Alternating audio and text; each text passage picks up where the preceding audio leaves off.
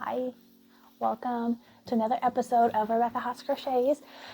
This is supposed to be my only sunny day this week, so I'm going to try to film. I'm Rebecca. I crochet. I've been crocheting for a really long time, and I would like to spend this episode talking a little bit about my history of crocheting as a designer, while I get some really obnoxiously tedious tasks done. As someone with chronic fatigue and chronic illnesses, I often really struggle to do the parts of my job that I don't enjoy, like weaving in ends, seaming up sweaters, or any number of things, especially when I'm already feeling exhausted and overwhelmed, like I kind of am today. But it's a sunny day. Hopefully that and a cup of coffee will get me motivated, and I have some seaming to do. Before I get into the seaming, what I'm wearing today is my Tulip cowl. It starts here at the point when you make it, and you work it up until it's long enough, and then you join it, and it's all just one piece. It's a very easy way to style something that looks like one of those big shawls. There's no wrapping, pinning, anything like that. It's all just easy to throw on. I do have a full video dedicated to this particular pattern. The pattern's also available on my Ravelry, so if it's something you're interested in, you can check it out there. The first task that I'm hoping to accomplish today is here in my bag. I have been finishing up a project that my mother-in-law was working on. My mother-in-law passed away just a couple weeks before Christmas, and I spoke with her on the phone just a few days. She passed away on a Saturday, and I spoke with her on Thursday night, and one of the last things she asked was for me to finish this project that she was working on. And I do have a couple other projects from her that have been passed to me to finish, so that's what I'm going to be doing today. She was mostly through it. There's just some seaming that needs to be done. I finished the panels. Not all of the panels had been finished, so the panels are done, and now they need to be stitched together. This is the Pickens Ruana or kimono, whichever style you decide to make. Hey, no fussing. I think the wind shook my door and she thinks somebody's here. Roxy, leave it. Thank you.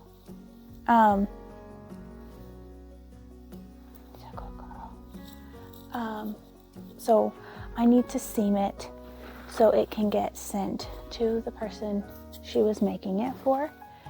So that is on my list today. Let's see, here's the pattern. It is one of my patterns that she was making, which I think is part of the reason she wanted me to finish it. Also, I think I'm really the only other person in the family who crochets. So this is the pattern. I don't know, that's not focusing well. I will do a different view of it, but this is one of my patterns as well. I don't have a YouTube video for it, but I can link to my blog post about this pattern. I think it is free on my blog, or you can purchase the PDF download. So now I'm going to get some coffee.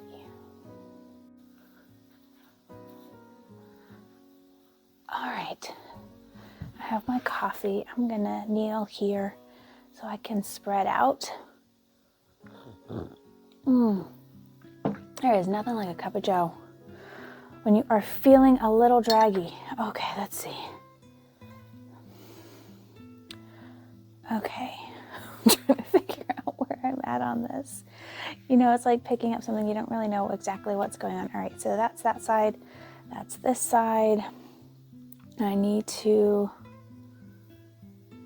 seam up. This is the side that goes this way. That goes that way.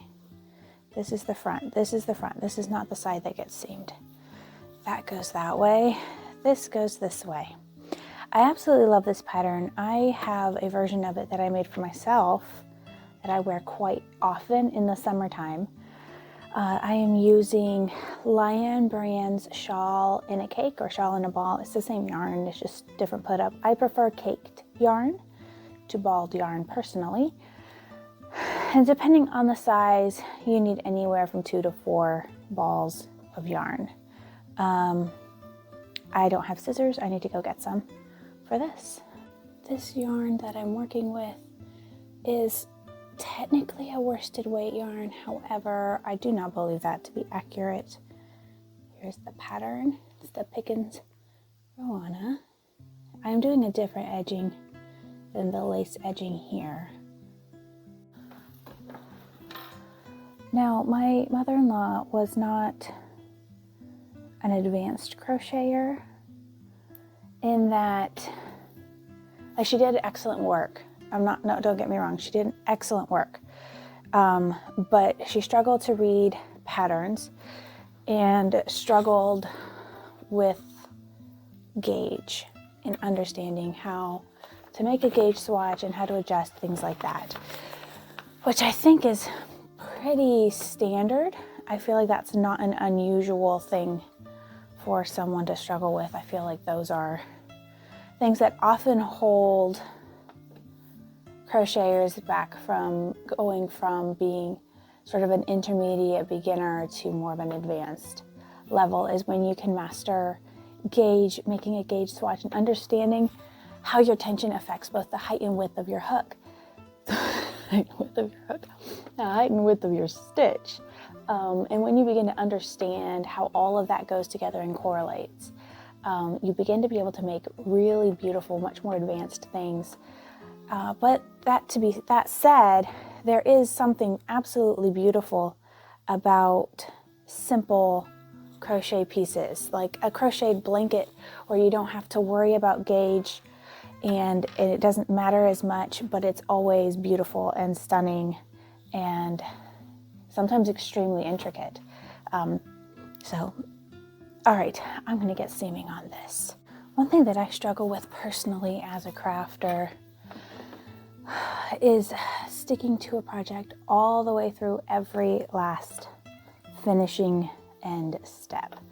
I sometimes dread the final steps of a project, the weaving in the ends, just those very last final stitches that get it all finished off, and that you really have to do those final steps that really make something gorgeous and stunning and put together and finished. I have so many projects where I just never wove in my ends, or for any number of reasons.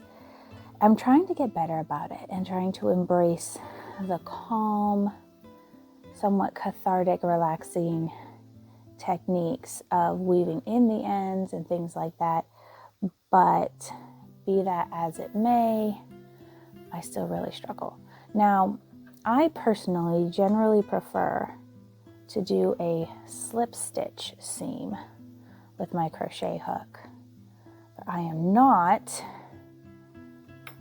for a specific reason.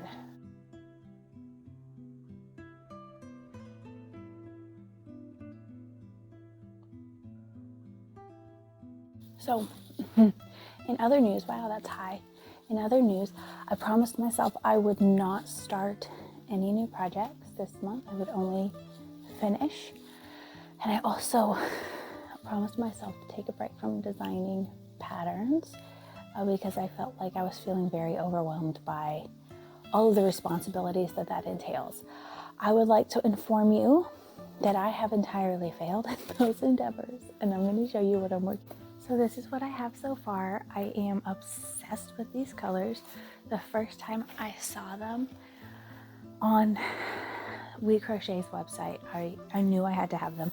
I even started designing with them, I think it was 2020. I think it was 2 years ago. And I didn't finish it. In fact, I got the collar done and that's it, because I got so overwhelmed. So I'm gonna adjust the camera and step back a little bit so you can see what is happening here, because it's so exciting. So here it is. It's this far so far. This color will be the same width, so it'll be long. and it's going to be really, really long. The sleeves will be full and they'll cuff. And so what I'm doing here is starting with the yellow and then doing a color, and then I'm doing a crab stitch row of the yellow, another color, more yellow. So a little bit of yellow between each row. The same on the sleeves. And it's supposed to be really long. So I'll be honest, you guys, I gained some weight in the last year, and I have not updated in my mind my size. So this is the first time I've tried it on, and I realized it does not come in as far as I thought it would. Did the collar with the yellow, and then I did a roughly 10 inches of my first color, which is this creamy light pink. And then I did crab stitch, which is the reverse single crochet, and I did it in just the front loops all the way around, and then in the back loops of the same stitch I picked up my second color, and I'm doing that with each set of stripes. So we have the light creamy pink, the dark pink, this is our light creamy neutral, then I will do a mid-tone pink, and then the darker neutral will be my last color. I'm really excited for how this has worked up. I've barely had patience to work on anything else. I just want to work on this. I started it on Friday. Today is Tuesday, so it's coming along very quickly, very well.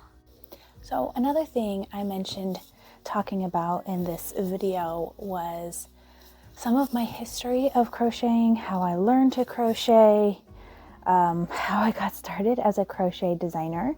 If you're interested in becoming a crochet designer, maybe some of this information will be helpful to you.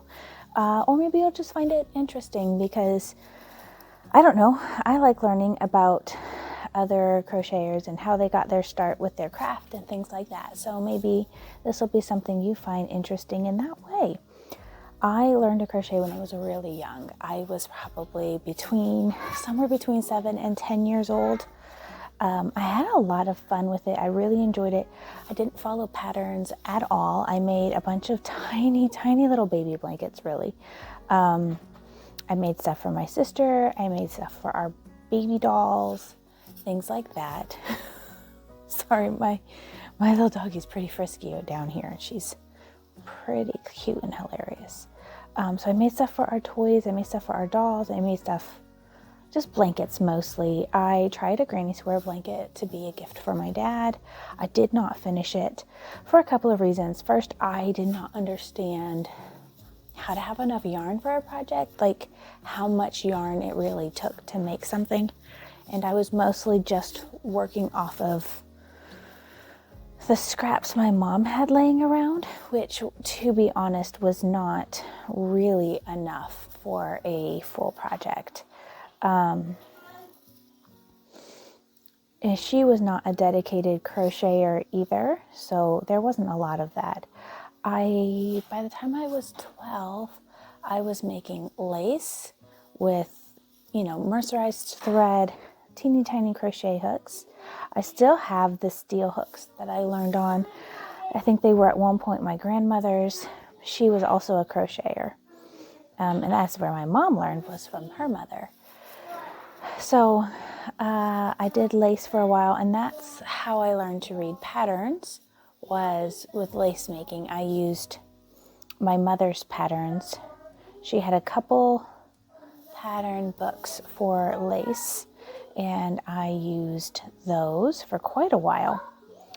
When I got out of high school, went to college, I stopped crocheting for quite a while. For basically the entire time I was in college, I didn't really crochet much at all. I just didn't have the energy, didn't have the time for an extra hobby. And then I got married right out of college, and that is when I started crocheting again. My mother-in-law gifted me some scrap yarn and a crochet hook. Sorry, she's such a funny dog. she gifted me some scrap yarn and a crochet hook, and I made a star for our Christmas tree and some Christmas ornaments. At that point, I still did not follow patterns.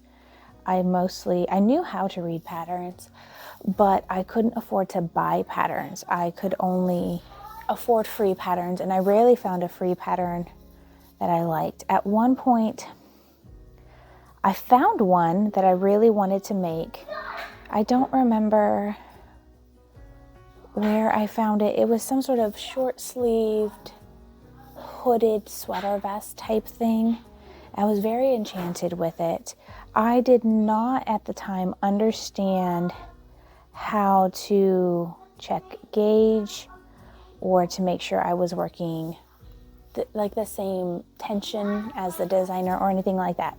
So that was the first project that I bought enough yarn to make a full garment with, and it was terrible. It was much too big for me. It came out absolutely huge. I was a much smaller person at the time too. So a couple years into my married life, I got pregnant somewhat unexpectedly. We weren't mad about it, but it was a little stressful because of the finances at the time. So I felt the need to make things, baby things, for my children or my daughter. And the first thing I made for her, I did not end up making her a baby blanket. We were gifted so many handmade baby blankets that it felt redundant to make one myself. So I made her a headband with a rose on it that she had her newborn pictures done with. And over the years, I made her a lot of other things, hats, cardigans, things like that. It was making cardigans for my daughter that I first realized how important it was to make sure I was making a proper gauge swatch. From there, I made almost exclusively stuffed animals and amigurumi. I made a series of unicorns and horses. I made some Pokemon, jellyfish, a lot of different things. And they were a lot of fun. And my kids still have them, absolutely love them. And I did make baby blankets and Afghans by commission. Knowing what I know now, far underpriced. I remember someone getting mad at me because I had to charge $75 for a handmade queen-sized Afghan. And after that experience, I told my husband I would not be making to sell. I would not be selling handmade items ever again. And for the most part, I've pretty much held true to that. I make a lot of things, and if I decide to give it away, that's what I do, and it's an act of love. But I don't try to price my work or to sell it. Much of it is, it's too much stress. Sorry, I keep getting interrupted and losing my place. The kids are all home from school, so it's a little noisy, and I'm actually having a pretty severe fatigue day. So I'm having a hard time staying focused on what I'm trying to do. But I really wanted to make sure I recorded a video while it was sunny out, and I'm not making sure I'm doing a very fancy video this week because I just don't have the energy for it. Anyways, where was I in our story? So the more kids I had, the deeper I delved into crocheting. I started making lace again. I found the pattern designer, Grace Fearon, and I absolutely love how delicate and glorious her patterns are. And I dove headfirst and made pretty much all of her free patterns right off the bat, and very much enjoyed all of them. Here comes someone. I had reached a point in my life where it felt like everything I did, waking and sleeping, was all about what I needed to do and what I needed to be as a mother. And I felt very isolated, and I felt like I had lost a little bit of who I was. Like I didn't know who I was anymore. And so much of my life had changed between just even how I looked, how clothes fit me, to how I had to plan for events. And so many things had changed so quickly in my life that I was kind of fumbling around with some mental health issues and just feeling very isolated and very alone. And my brother encouraged me to download Instagram and start finding some people who had similar hobbies as me, which I did. And I stumbled across the Instagram Crochet Community, which is, there's so many people in the Instagram Crochet Community. So if you are looking to meet more crocheters, Instagram is a fantastic way to do that. And it really met a need in my life at the time of just finding some like-minded people who were in a similar stage of life as I was, and with similar hobbies and interests. And I posted simple pictures of what I was working on, sometimes of my houseplants, sometimes of my crocheting projects. And I found the whole community to be incredibly uplifting and kind. And I stumbled across a post by a pattern designer that I thought made incredible work. And it was for a pattern test. And I thought, well, that sounds interesting. And so I applied to test a pattern, and it was the first garment. It was a garment pattern, and I figured, how hard could it be? I still at this point had never made a garment for myself. I had made garments for my children, but never something for me to wear. Hey. It's Georgia. It's Georgia. Daddy's here. She has a hand. Are you coming to give me hugs? Come here. Oh, hello. I love you. Oh, you're done? After that pattern test, I got accepted to test that pattern that I had applied for. It was a garment. I, again, had no concept of making a gauge swatch, making sure my tension was correct, anything like that. And I did a horrible job, and the garment turned out far too small for me. However, I found it to be very fulfilling and very satisfying, and I was absolutely thrilled that I made a garment, even though my size medium came out like a small.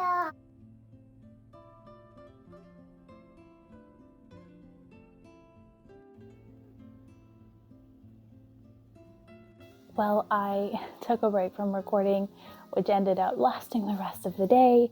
So I coming back today to finish up my story that we were talking about yesterday. I'm wearing the same scarf so you can continue to see it, so it looks like, maybe looks like there's some continuity in this video. Things were just getting a little noisy in the background, so I figured it's time to take a break and finish recording. We still have some sun today, which I'm very happy about. It's Wednesday now, and it's supposed to start snowing tomorrow and possibly snow through Saturday. I hope not, because I don't like the snow. And not just that I don't like the snow, but I have plans for this weekend that I don't want the snow to ruin. We are getting puppies, and I haven't told my kids that we're getting 2 puppies. We were planning to get one, and my mom was going to get one, and she fell absolutely in love with it. But some different things came up, and my parents decided not to not get the puppy for a variety of reasons, and that's fine. You know, it's they need to make sure they're doing what's right for them. But I couldn't resist. So we're getting the puppy that my mom was going to get, and the puppy that we were planning to get, and they're litter mates. And I was thinking that might help them to adjust to their new home by being together. And also, we had already been, when we first started looking for a puppy, we had 2 dogs. So it was going to be our 3rd dog. And then we had to put down Riker because of his brain tumor. And so when we were talking about it, my husband and I agreed that it wouldn't be that much different than our original plan to get 2 puppies instead of 1. So that's happening this weekend. So I don't want it to get snowed out. I have to fly out to Oklahoma to get them. And it's going to be a really quick whirlwind trip.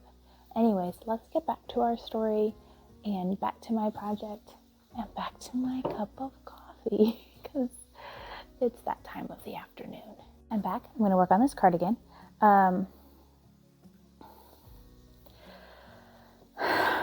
Let's see, how many rows am I? 2, 4, 6, 8, 10, 12, 14, 16, 17. I need one more row here. But I was blown away at how simple the shaping was, how easy it was to make the garment.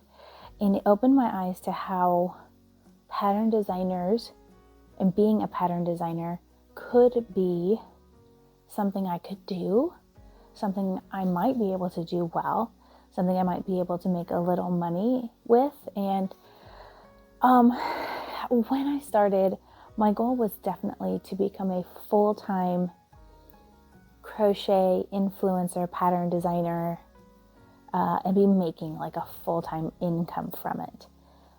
To be transparent, I do not. This was in 2019, I think. So I've been at this for 3 years, pattern designing, blogging.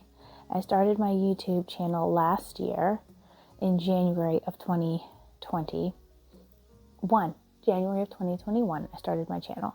Goodness, the last couple of years all blurred together in my mind. And I have grown so much as a maker.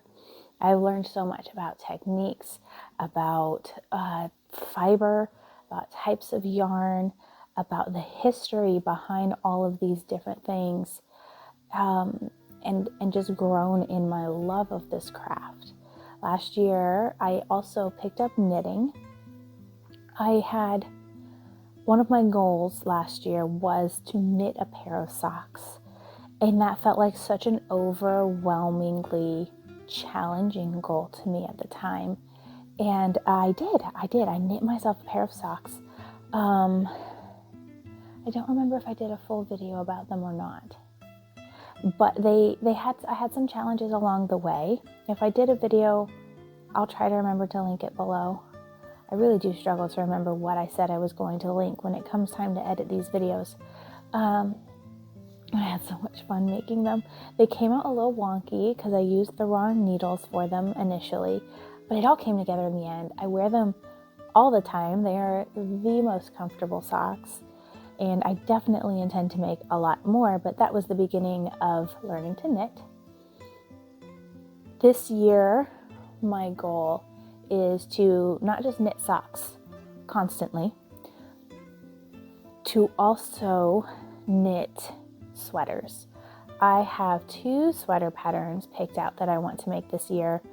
One is the Stripes sweater by Andrea Mowry. And there's another one, I don't remember what it's called. I'd have to look it up. But it's a cardigan, and it's a pretty classic cardigan shape.